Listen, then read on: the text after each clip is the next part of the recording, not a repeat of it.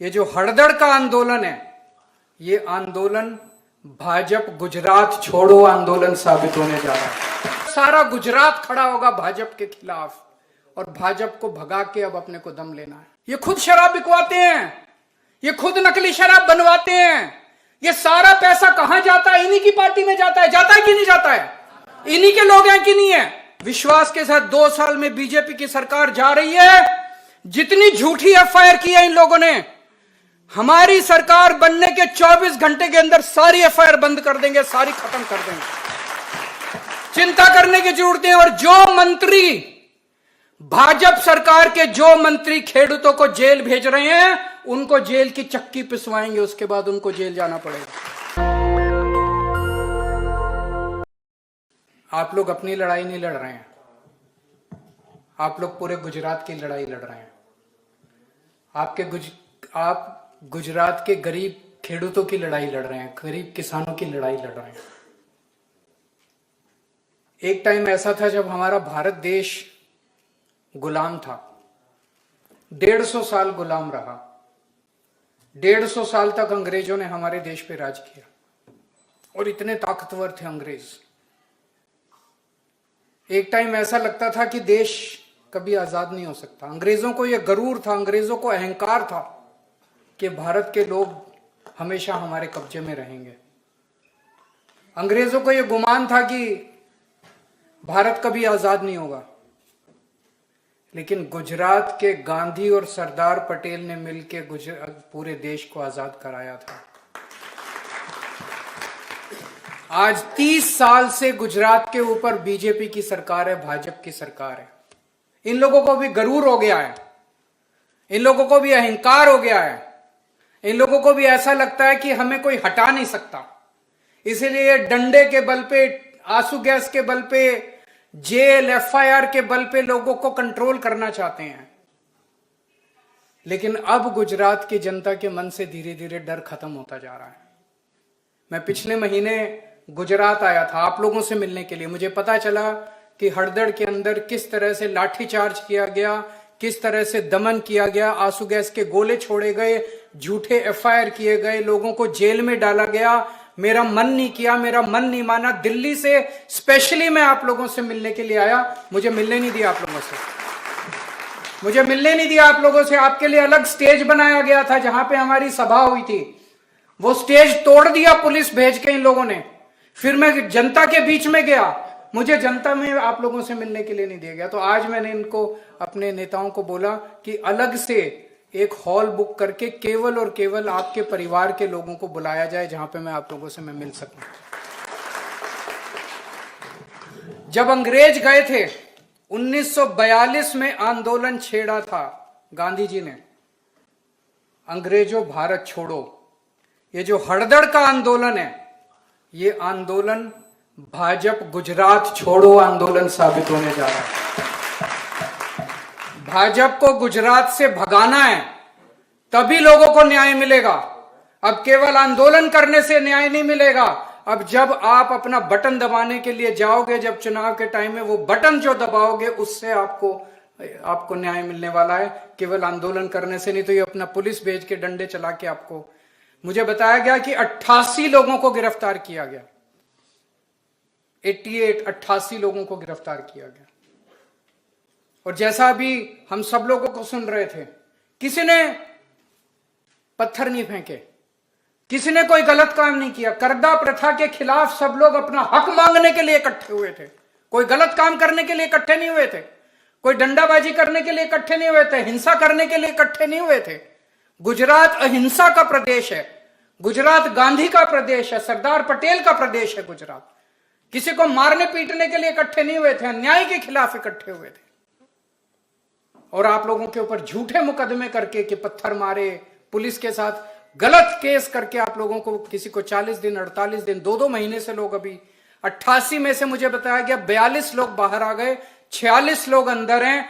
आज मैं आपका छोटा भाई बन के आया हूं, आपको यकीन दिलाने के लिए। जब तक एक एक आपका बच्चा बाहर नहीं आ जाता, हम चैन की सांस नहीं लेंगे, हम आपके साथ खड़े रहेंगे। हमने पूरी वकीलों की टीम खड़ी कर दी है, एक एक बच्चों को हम बाहर निकाल के रहेंगे, आपके साथ खड़े हैं।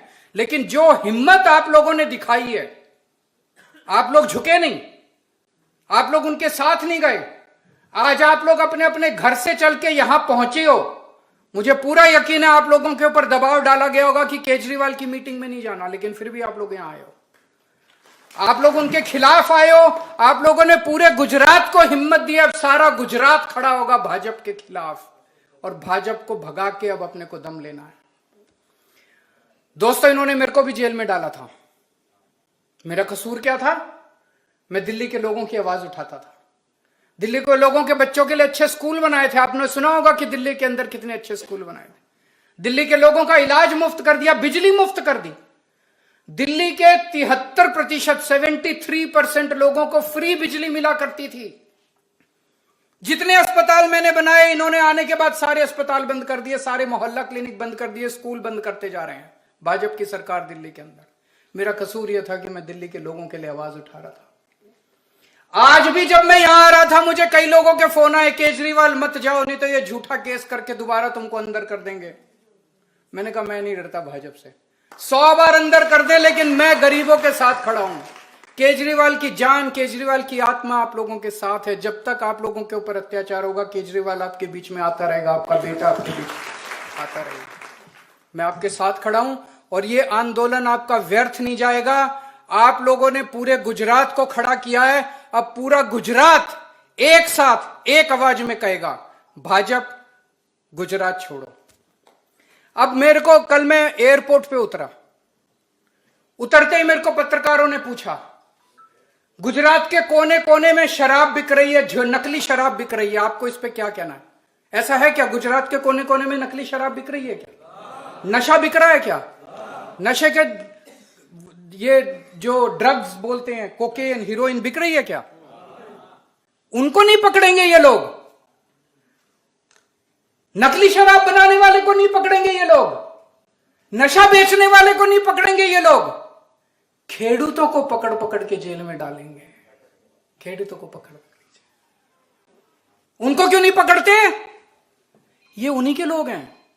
ये खुद शराब बिकवाते हैं, ये खुद नकली शराब बनवाते हैं। ये सारा पैसा कहां जाता है? इन्हीं की पार्टी में जाता है। जाता है कि नहीं जाता है? इन्हीं के लोग हैं कि नहीं है? फिर क्यों वोट देते हो आप लोग इनको? कसूर तो अपना ही है।